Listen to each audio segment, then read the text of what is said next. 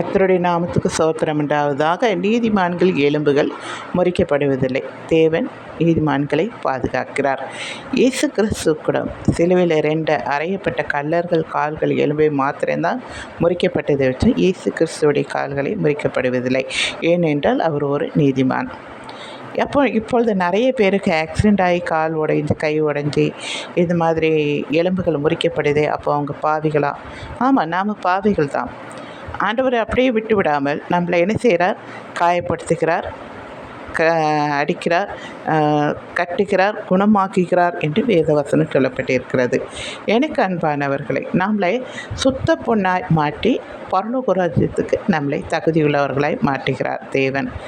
ஒரு ஊழியருடைய அம்மா படுக்கையில் இருந்தாங்களா கடைசி காலத்தில். அப்போது அந்த ஊழியருக்கு தன்னுடைய அம்மா இப்படி படுக்கையில் மூச்சு விட முடியாமல் கஷ்டப்படுறதை பார்த்துட்டு, ஆண்டவரே எங்கள் அம்மாவுக்கு ஏன் இப்படி நடந்தது என்று அவர் ஆண்டவர்கிட்ட சத்தமாக அவர் ஜெபிச்சாராம். அப்போ அவங்க அம்மா கூப்பிட்டுட்டு சொன்னாங்களாம், நீ ஆண்டவரை ஒன்றும் சொல்லாதே. உனக்கு அம்மாவா உனக்கு நல்லவங்களா தெரியலாம், ஆனால் என் தேவனுக்கு என் உள்ளத்தை நன்றாக தெரியும். நான் யார் என்று. ஆண்டவரை என்னை புடமெடுத்து கொண்டே இருக்கிறார், என்னை சரிப்படுத்தி கொண்டே இருக்கிறார்.